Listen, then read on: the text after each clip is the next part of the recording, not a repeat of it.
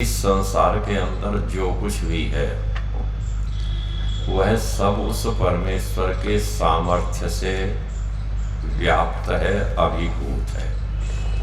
कोई भी ऐसा पदार्थ, कुछ भी ऐसा कार्य नहीं है जो उस परमेश्वर के सामर्थ्य से बाहर हो, जिसको उसने आच्छादित ना कर लिया हो, अथवा जो हमें दिखाई देने वाले ये लोक लोकांतर ग्रह उपग्रह है, नक्षत्र आदि हैं, यह सब जहाँ पर भी स्थिर हैं, इन सबको उसने बहुत ही दृढ़ता के साथ, बहुत मजबूती के साथ स्थिर किया हुआ है। और किससे स्थिर किया हुआ है? उसको कहा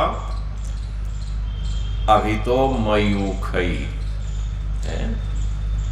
मयूख वैसे रश्मि को कहते हैं, किरणों को कहते हैं। और किसी चीज को बांधना हो जैसे रस्सी से बांध देते हैं, ऐसे ही जो आकर्षण का सिद्धांत है, अनुकर्षण का सिद्धांत है, वो सिद्धांत भी यहाँ मयूख से कहा है कि वह परमेश्वर इस सबको व्याप्त किए हुए है। और उसे कहा कि वो परमेश्वर क्या है? इदम विष्णुर्विचक्रमे त्रेधा निदधे पदम समूढ़मस्य पांसुरे। वह जो विष्णु व्यापक परमेश्वर है वो कैसा है? 3 पद चलता है। त्रेधा निदधे पदम, उसने 3 पद रखे। 3 पद रखे अर्थात उसके 3 स्थान।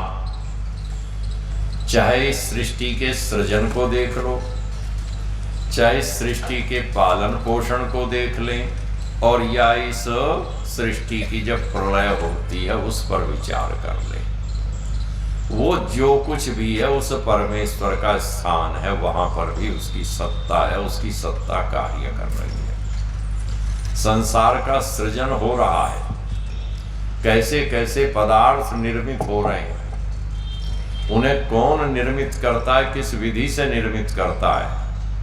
वो व्यापक परमेश्वर ही उसका निर्माता है। इस सब को धारण करने वाली भी वही सत्ता है, वही ईश्वर है जो व्याप्त है वहां पर। ऐसा नहीं है कि सत्ता कहीं और शासन कहीं दूसरी जगह चल रहा हो। जब सत्ता दूर होती है तो दूर से जब शासन करती है तो उसे मध्यस्थ की आवश्यकता पड़ती है।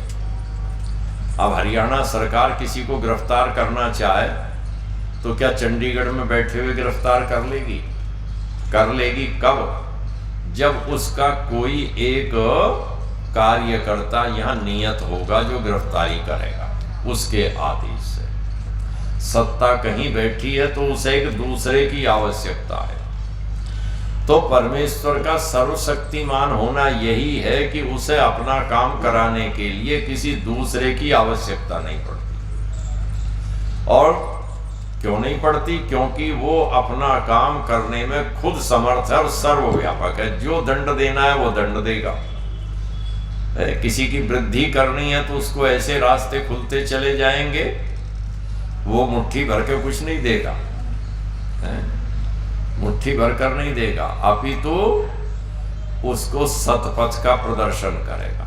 उसकी बुद्धि सही मार्ग पर चलेगी, सही निर्णय लेगा, सही काम करेगा।